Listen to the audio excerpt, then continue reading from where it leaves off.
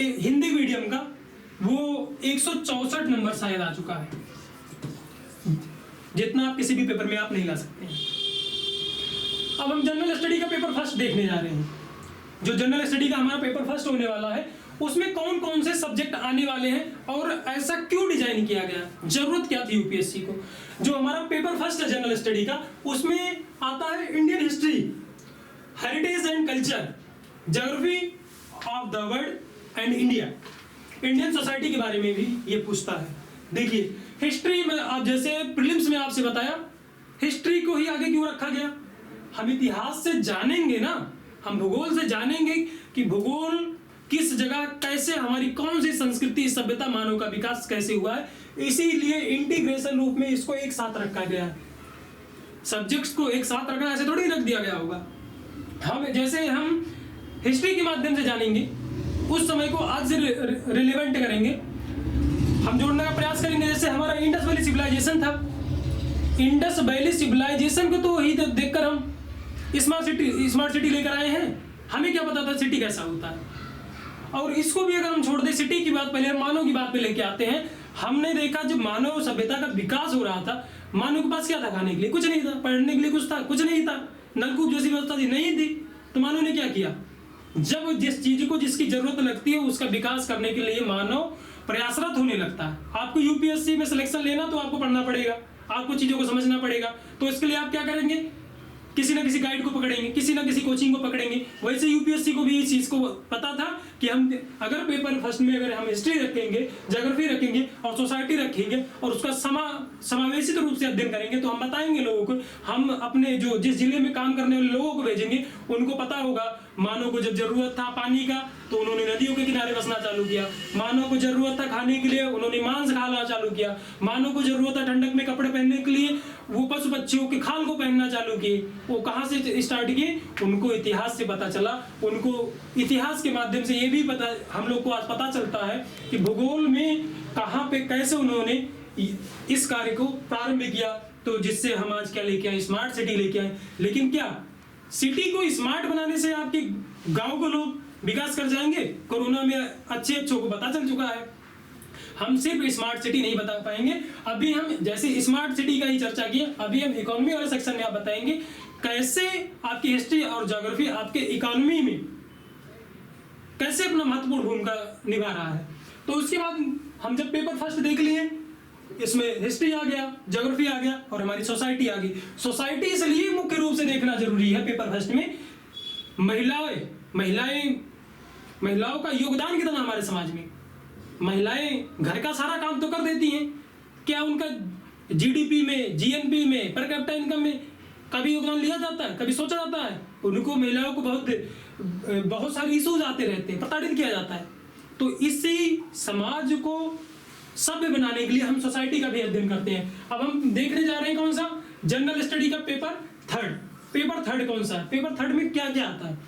Paper third में हमारी polity आता है, राज्य व्यवस्था हम पढ़ेंगे, कॉन्स्टिट्यूशन पढ़ेंगे, संविधान के बारे में पढ़ेंगे। राज्य को चलाने की जो पुस्तक है उसको हम क्या बोलते हैं, संविधान बोलते हैं। लेकिन इस संविधान को भी हम किसके माध्यम से चलाएंगे, गवर्नेंस के माध्यम से चलाएंगे ना। हमारा अगर गवर्नेंस अच्छा नहीं होगा तो ये हमारे राज्य को व्यवस्था को हम जाने, हमारे पास संविधान पढ़ी, उसका कोई मतलब नहीं निकल पाएगा। इसको सुदृढ़ रूप से चलाने के लिए जरूरत किसकी होती है, गवर्नेंस की जरूरत होती है। हम इन सारी चीजों का जरूरत हमें क्यों पड़ा, समाज में रहने वाले लोग हैं, हम किसी को बुला के कुछ भी दे दें। हमें जो है राशन बांटना है, हमें कैसे लोगों को जरूरत है, गरीब लोगों को देना। हमें रिलैक्सेशन दिए, एज रिलैक्सेशन जैसे यूपीएससी में भी दिए। क्यों, हम जस्टिस कर रहे हैं ना। किसके साथ जस्टिस कर रहे हैं, उस समाज के साथ जस्टिस कर रहे हैं जिस समाज में पढ़े लिखे लोग बिल्कुल नहीं थे। हम इसीलिए उनको एज रिलैक्सेशन दिए, इसीलिए आरक्षण हुए। लोग विरोध करते हैं, आरक्षण की जरूरत नहीं। हाँ, लेकिन आरक्षण के कुछ न कुछ स्वरूप में परिवर्तन होना अब जरूरी हो चुका है, क्योंकि बहुत सारे आरक्षित वर्ग के लोग का विकास, उनके परिवार का विकास बहुत ज्यादा हो चुका है, जो कि अच्छे शिक्षण संस्थानों में उनके परिवार के द्वारा पहले से ही शिक्षा ग्रहण करवाया जा रहा है। फिर हम देखेंगे, जब हम एक राज्य की बात करते हैं या एक देश की बात करते हैं, तो उसका किसी ना किसी देश के साथ, किसी ना किसी राज्य के साथ रिश्ता होता है, सब संबंध होता है। संबंध इन सेंस क्यों संबंध होता है, आप लोग ये देखते होंगे, दो लोगों का शुरुआत, जैसे दो दोस्त हुए, हाँ मुझे पता है, आप लोगों को पता चल गया होगा, हम जब 2 लोग का बात किए तो आप लोग गर्लफ्रेंड बॉयफ्रेंड में ही चले गए होंगे, लेकिन ऐसा कुछ नहीं है, हम दोस्तों का ही बात करके काम चला लेते हैं। जरूरी है कनिष्क कटारिया जी मतलब आप लोग के हो सकता है आइकॉन हो, उन्होंने अपने गर्लफ्रेंड को ही अपने मतलब पूरे जर्नी को सफलता का राज बताया। लोग कहते भी हैं कि हर एक सक्सेस पुरुष के साथ किसी ना किसी महिला का हाथ होता है, तो ठीक है महिला को भी मान लेते हैं। आप लोग सुनना चाहते हैं तो हम मान लिए। जैसे किसी एक अफेयर का शुरुआत करेंगे, एक रिश्ते का शुरुआत करेंगे, तो हमारी जरूरत होगी। वो जरूरत कैसा हो सकता है? वो हमारे किसी बाउंड्री के रूप में जरूरत हो सकता है, वो किसी संसाधन के रूप में जरूरत हो सकता है, वो किसी तकनीकी के रूप में जरूरत हो सकता है, वो किसी सुरक्षा के रूप में हमारी जरूरत हो सकता है, जिससे हम क्या करते हैं इंटरनेशनल रिलेशन। आप लोग ये भी देखते होंगे मोदी जब मतलब उनका मन करता है वो विदेश चले जाते हैं, कभी किसी से मिलकर चले जाएंगे, कभी बांग्लादेश चले जाते हैं, कभी अमेरिका चले जाते हैं, कभी कहीं चले जाते हैं, जापान चले जाते हैं। क्यों? इन्हीं सारे संबंधों को सुदृढ़ करने के लिए ही चले जाते हैं। लेकिन आपका एक पड़ोसी देश है, वो बार बार आपको परेशान करता रहता है। क्यों? क्योंकि इसलिए परेशान करता है, विकास वो कर नहीं पा रहा है। वो विकास नहीं कर पा रहा तो सोचता है कि हम इस विकास में खनन कैसे डालें। तो आप लोग समझ ही गए होंगे हम पाकिस्तान की बात कर रहे हैं। हाँ एकदम सही समझ रहे हो आप, हम पाकिस्तान की बात कर रहे हैं। इमरान खान साहब है, अब उनको क्या करना चाहिए? उनको ये तो क्रिकेट का पीछे है नहीं कि बॉल जितना तेज डालेंगे कि छक्का उतनी तेज रुक जाएगा या स्टंप उखड़ जाएगा। ये सरकार है, सरकार को चलाने के लिए एक अच्छा प्रशासनिक व्यक्ति और निष्ठा की का होना जरूरी है ना। तो ये सारी चीज आप लोगों से लगभग लोग किस चर्चा करेंगे। और उसके बाद पेपर 3 में आ जाते हैं। अब पेपर 3 में हम क्या देखेंगे, इसमें क्या क्या हम पढ़ेंगे? इकोनॉमिक डेवलपमेंट की बात करेंगे। हमें अर्थव्यवस्था का ज्ञान ही नहीं बनना है, हमें अर्थव्यवस्था के विकास का चर्चा करना है, हमें टेक्नोलॉजी का चर्चा करना है। हम जगुआर लेके आ रहे हैं, क्यों? जगुआर की क्या जरूरत? हम उस पर बैठ के घूमेंगे क्या? या अपने एक घर से दूसरे घर से तीसरे घर? नहीं, हमें ऐसा कोई जरूरत नहीं है। हम अपने सुरक्षा की दृष्टि से अपने सैनिक के लिए लेके आ रहे हैं उसको, कि जिससे हम कम समय में ज्यादा मारक क्षमता के साथ, कम ईंधन के साथ हम कैसे उसका प्रयोग करेंगे, हम आगे देखेंगे टेक्नोलॉजी के माध्यम से। हम बायोडाइवर्सिटी एंड एनवायरमेंट इकोलॉजी की बात करेंगे। ये बायोडाइवर्सिटी हम देखें, प्रीलिम्स में भी देखिए, मेंस में क्यों इतना इसकी जरूरत पड़ रहा है? इसका इसलिए जरूरत पड़ रहा है, हम बाढ़ देखते हैं, हम सूखा देखते हैं। बाढ़ आएगा तो इतना ज्यादा आएगा, हमारे सारे फसल बेकार हो जाएंगे, जान माल का हानि हो जाएगा, बहुत सारा नुकसान हो जाएगा। तो इसको हमें मेंटेन करने के लिए हम किस चीज का ध्यान देना पड़ा? बायोडाइवर्सिटी का हम ध्यान देंगे। एनवायरमेंट इकोलॉजी को हम देखेंगे। इसमें देखेंगे कि सूखा क्यों आ रहा है, सूखा से नुकसान क्यों हो रहा, बाढ़ आ जाता है क्यों आ जाता है, पेड़ों की इतनी कटाई हो रही है, पेड़ों को लगाने में वृक्षारोपण में इतना क्यों ध्यान क्यों दे रहे हैं, वृक्षारोपण से कैसे कैसे हमारे मतलब शरीर को कैसे, हमारे एनवायरमेंट को कैसे कौन सा योगदान जाएगा। फिर हम सिक्योरिटी की बात करेंगे। जैसे हम पहले अभी कुछ देर पहले ही बता चुके, जब हम ज्योग्राफी को अच्छे से समझ जाएंगे तो सिक्योरिटी को हम तब देखेंगे। हमारे कुछ फोर्सेज है, उन फोर्सेज में कुछ हम टेक्निकल चीज़ों को यूज़ करते हैं, उससे हम देखेंगे कि हमारी सिक्योरिटी सिर्फ बाहर ही नहीं होती, बाहर के लोग ही सिर्फ आपके लिए बेकार नहीं होते, आपके घर के अंदर के लोग भी होते हैं। आपके घर में जब कभी फूट होता है, बाहर के लोग तो शुरुआत करते हैं, अंदर के लोग ये देखते हैं कि ये तो ज़्यादा विकास कर जा रहा है। आपके पड़ोसी जब आप लोगों ने तैयारी करना चालू किया होगा, उनसे वो सुने होंगे, अरे ये तो आईएएस तैयारी कर रहा है। आपको देखते ही कहते होंगे, वाह कलेक्टर बनबो, देखा कैसे कलेक्टर बनबा। एक दिन आए कि हमारे साथ ही कहते मैं इसे काम करबो। लेकिन ठीक है, कलेक्टर बन को उनको दिखाना, उनको हम सारी चीज़ों को हम सूक्ष्म स्तर पे देखेंगे, उनको बताएंगे कि कैसे हम क्या करेंगे।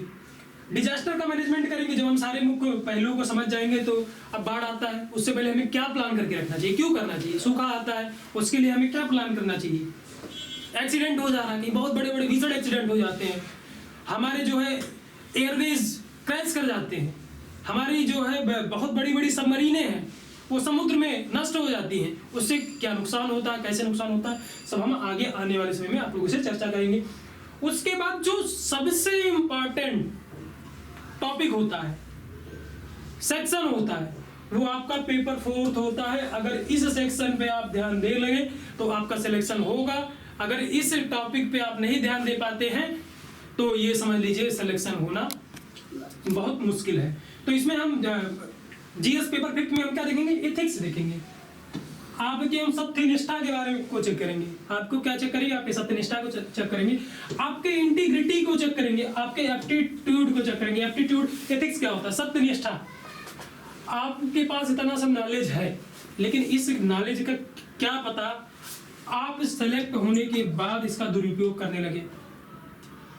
आपको सारी चीजें पता है, लेकिन आपके पास ऐसी परिस्थिति आ जाती है, जैसे कहीं बहुत बड़ा मारपीट हो जाए, कहीं बड़ा आपदा आ जाए, कहीं बहुत बड़ा एक्सीडेंट हो जाए, तो उसको हैंडल कैसे करेंगे? इन सारे पहलुओं को हम केस स्टडी के माध्यम से हम उसमें एथिक्स देखेंगे, इंटीग्रिटी देखेंगे, एप्टीट्यूड देखेंगे। इसका हम एक दिन इसको भी मैं ही आपको पढ़ाऊंगा, इसका अलग से ओरिएंटेशन क्लास रखूंगा और आपको बताऊंगा कि कैसे कैसे मध्यम करेंगे, किन किन मूल बिंदु पर, मूल पहलुओं पे जरूरत ध्यान देने का है। अब देखिए, हमने वो तो यूपीएससी का चर्चा किया था। अब सेम थोड़ी सी मूलभूत अंतर के साथ यूपीपीसीएस का भी सिलेबस ही है। यूपीपीसीएस के सिलेबस में क्या है?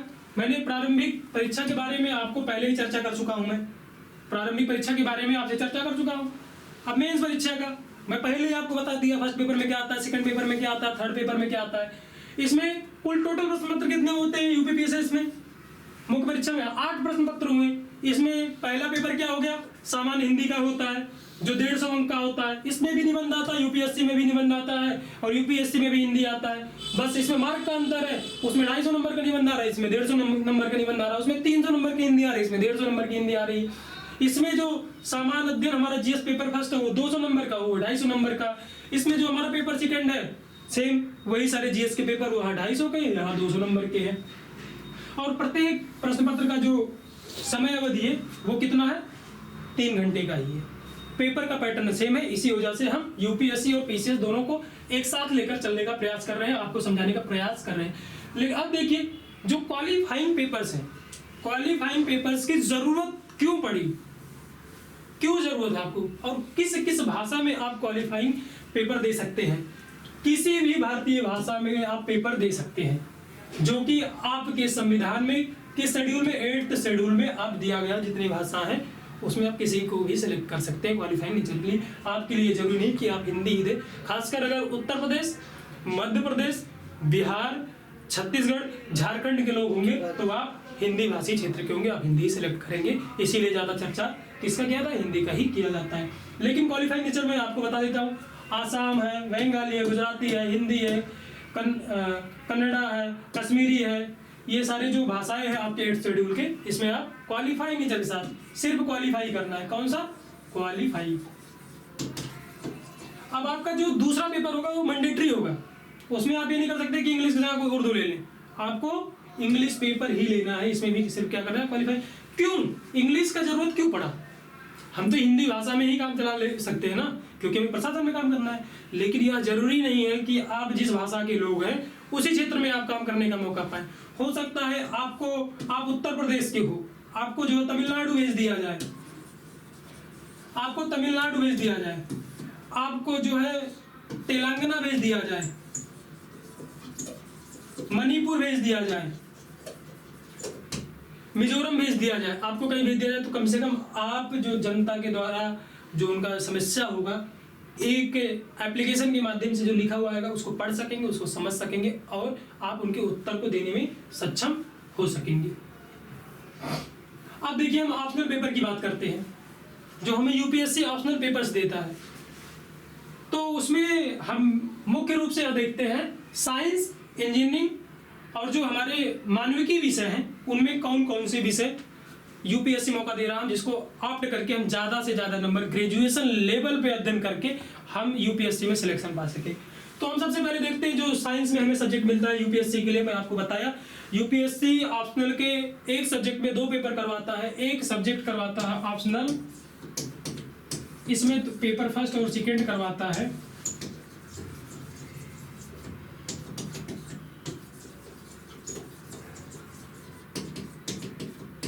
पेपर ये कितने कितने नंबर का? 250 का होता है। ठीक, हम सबसे पहले साइंस के बताते हैं कि ऑप्शनल कौन कौन सा साइंस में आपको मिल रहा है। एग्रीकल्चर मिल जा रहा है, एनिमल हस्बेंड्री मिल जा रहा है, केमिस्ट्री मिल रहा है, बॉटनी मिल रहा है, जियोलॉजी मिल रहा है, मैथमेटिक्स मिल रहा है, मेडिकल साइंस मिल रहा है, फिजिक्स मिल रहा है, स्टैटिक्स मिल रहा है और जूलॉजी मिल रहा है। ये कौन कौन से सब्जेक्ट ये किसके हो गए? साइंस के बैकग्राउंड वाले लोगों के लिए हो गए। उसके साथ साथ आप देखते होंगे आज के टाइम में जो सिलेक्शन का रेशियो इंजीनियरिंग का बहुत ज़्यादा बढ़ गया है। वो क्या वो ह्यूमैनिटी का सब्जेक्ट रखते हैं ऑप्शनल में, या साइंस का रखते हैं, या अपने इंजीनियरिंग का ही रखते हैं, वो किसी भी सब्जेक्ट का रखते हो, बट उनका जो सिलेक्शन का रेशियो थोड़ा भी ज़्यादा है। उनके पास ऑप्शनल पेपर के रूप में रखने के लिए सिविल इंजीनियरिंग है, मैकेनिकल है और इलेक्ट्रिकल इंजीनियरिंग है। ये 3 सब्जेक्ट जो है आपके इंजीनियरिंग के हो गए। उसके साथ ही साथ जो ज़्यादा से ज़्यादा यूपीएससी के एस्पायरेंट्स या जो सिलेक्टेड कैंडिडेट्स हैं वो इन सारे ऑप्शनल पेपर को सेलेक्ट करते हैं। एंथ्रो रखते हैं, कॉमर्स रखते हैं, इकोनॉमिक्स रखते हैं, ज्योग्राफी रखते हैं, हिस्ट्री रखते हैं, लॉ रखते हैं, मैनेजमेंट रखते हैं, फिलोसफी, पॉलिटिकल साइंस, फिर साइकोलॉजी रखते हैं, पब्लिक एडमिनिस्ट्रेशन रखते हैं, सोशियोलॉजी और लिटरेचर रखते हैं। ये सारे क्या हो गए आपके ऑप्शनल पेपर्स हो गए। लिटरेचर में ये मतलब नहीं सिर्फ हिंदी लिटरेचर होना चाहिए, वो कोई सा भी आपका लिटरेचर होना, वो आपका चाहे आपका असमी हो, बंगाली हो, बोडो हो, डोगरी हो, गुजराती हो, हिंदी हो, कुछ भी हो सकता है। ये आपके ऑप्शनल पेपर के नेचर के बारे में पता लग गया, सब्जेक्ट्स के बारे में पता लग गया कि आप कौन कौन सा ऑप्शनल पेपर ले सकते हो। यूपीएससी हमें कहाँ कहाँ किस प्रकार से मौका दे रही है और कितने नंबर का मौका दे रही है। ऑप्शनल पेपर का आप लोगों से एक अलग क्लास में चर्चा किया जाएगा। ऑप्शनल पेपर को सेलेक्ट कैसे किया जाए, उसकी तैयारी कैसे किया जाए, उसके क्वेश्चन का पैटर्न क्या होता है, ऑप्शनल पेपर हमारे सिलेक्शन में योगदान कैसे देता है, इन सारे पहलुओं पर एक दूसरे वीडियो में चर्चा किया जाएगा। अब देखिए, जब हम सारे एग्जाम को क्वालिफाई कर लिए, हम सारे एग्जाम को क्वालिफाई कर लिए, हम ये देखें कि हमने प्रीलिम्स क्वालिफाई कर लिया, हमने मेंस क्वालिफाई कर लिया, तो यूपीएससी का एक पैनल बनेगा, वो कहेगा ठीक है आपने क्वालिफाई वहां तो कर लिया है, लेकिन अभी भी हम आपको काम करने का मौका नहीं देंगे, हम आपकी पर्सनालिटी को टेस्ट करेंगे। आपकी पर्सनालिटी कैसी है, आप त्वरित काम करने में कैसे हो, कहीं ऐसा तो नहीं आप किताब के पढ़े हुए सिर्फ हो, आप जो समाज में जाके काम ही ना कर पाओ। तो उसके लिए आपकी पर्सनालिटी टेस्ट होती है, कितने नंबर का? यूपीएससी 275 नंबर का पर्सनालिटी टेस्ट आपके लिए कंडक्ट करती है। अब देखिए इंपॉर्टेंट डेट्स में हम देखने जा रहे हैं, जो यूपीएससी है 1 साल पहले अपना शेड्यूल, अपना कैलेंडर जारी कर देता है।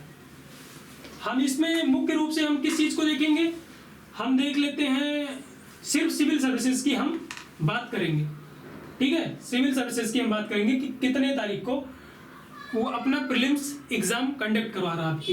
आपकी बार कितने तारीख को कंडक्ट करवा रहा है?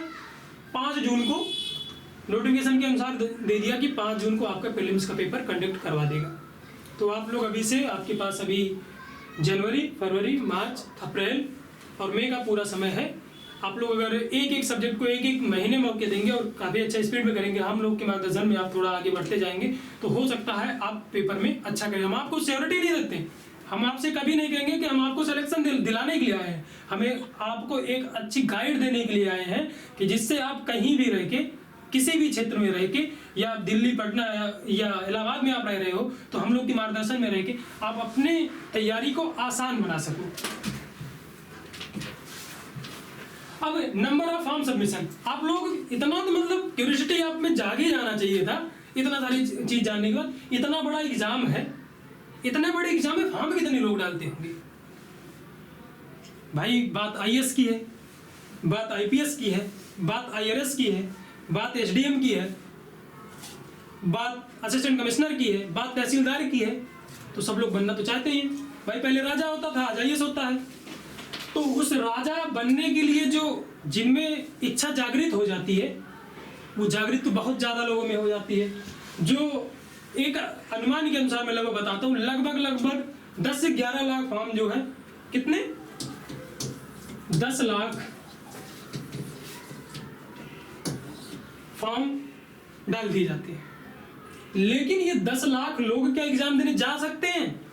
इन्होंने सिर्फ हवा में उड़ के 10 लाख, आपको लगता है ना कि एग्जाम बहुत बड़ा है, मैं आपको बताने जा रहा हूँ, अभी दिखाऊंगा एग्जाम कितना छोटा है, कितने गिने चुने कम कंपटीटर्स होते हैं, आप कितने आसानी से आप अपने सिलेक्शन पा सकते हो। बहुत कम कंपटीटर्स हैं। नंबर देख के कभी आपको नहीं डरना चाहिए, नंबर तो बहुत कम है।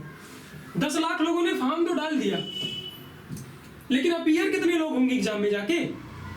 फॉर्म डालने से सिलेक्शन होने वाला नहीं, फॉर्म डालने से सिलेक्शन नहीं होने वाला है।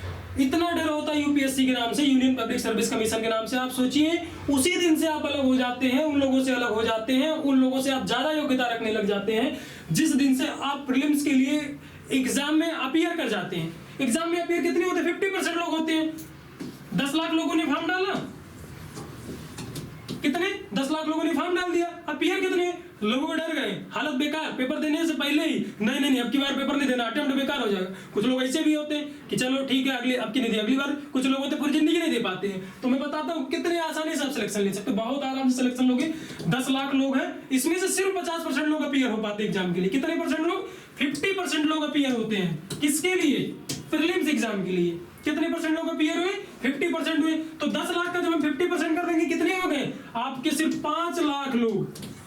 कितने लोग अपीयर हो गए प्रीलिम्स एग्जाम में? 5 लाख लोग हो गए। इसी प्रकार हर एग्जाम में होता है, कोई भी एग्जाम में देंगे सिर्फ फॉर्म ही बहुत ज्यादा पड़ जाता है। अपीयर होने के बाद जो पता चलता है, खासकर यूपीएससी और स्टेट पीएससी की मैं बात कर रहा हूं, 100% लोगों में 50% ही लोग अपीयर हो पाते हैं। सोचिए, अभी तक आपको लग रहा था ना कि 10 लाख लोग पेपर देने के लिए जाते हैं। 10 लाख लोग गए पेपर देने के लिए। आपको 10 लाख लोगों से लड़ाई करना है? बिल्कुल नहीं करना है। आपको लड़ाई कितना करना है? 5 लाख लोगों से करना है। उस 5 लाख लोगों में भी मैं आपसे बताऊं कितने परसेंट कैंडिडेट सीरियस होते होंगे। इससे 50% में भी 30% कैंडिडेट ऐसे होते हैं फिर सिर्फ चलो अब की बार पेपर दे के पैटर्न देख के आते हैं, हम अगली बार तैयारी करेंगे। कितने परसेंट लोग? 30%। बचे कितने? अब सोचिए, 10 लाख लोगों में से कितने परसेंट लोग बच गए? 20% लोग बचे सीरियस कैंडिडेट जो एग्जाम दे रहे हैं। लड़ाई आपको कितने परसेंट लोगों से करनी है? आपको लड़ाई करनी है 20% लोगों से। कितने परसेंट लोगों से? 20% लोगों से लड़ाई करनी है। अब क्वालिफाई कितने परसेंट लोग करेंगे? आपका जितना भी पोस्ट आया रहता है, मान लो ये 100% पोस्ट है, 100% आपके कितने हैं पोस्ट है यूपीएससी या स्टेट पीएससी के। 100% पोस्ट में कितने परसेंट, कितने लोग पेपर दिए? मान लो 5 लाख लोगों ने, मैंने बताया ही पेपर दिए, 5 लाख लोगों ने पेपर दिए, उसमें सीरियस अनसीरियस कैंडिडेट वो बात अलग की बात है। लेकिन आपको क्वालिफाइंग 12 से 13% लोगों की ही मेंस के लिए क्वालिफाई होते हैं। कितने परसेंट लोग? 12 से 13। अब सोचिए, अब तक आपको लग रहा था आपकी लड़ाई कितने परसेंट लोगों में है? उस 10 लाख के 20% लोगों में। लेकिन आपकी लड़ाई तो एकदम कम हो गई। आपको लगता है कि ज्यादा लोग पेपर देते हैं, ज्यादा लोगों से आपका युद्ध? बिल्कुल, आखिर लड़ाई आपका युद्ध बहुत कम लोगों से है, सिर्फ इस 12 से 13% लोग हो। अब सोचो, अगर आप 12 से 13% लोगों को डिफीट नहीं कर पाते हो, क्या आप किसी राज्य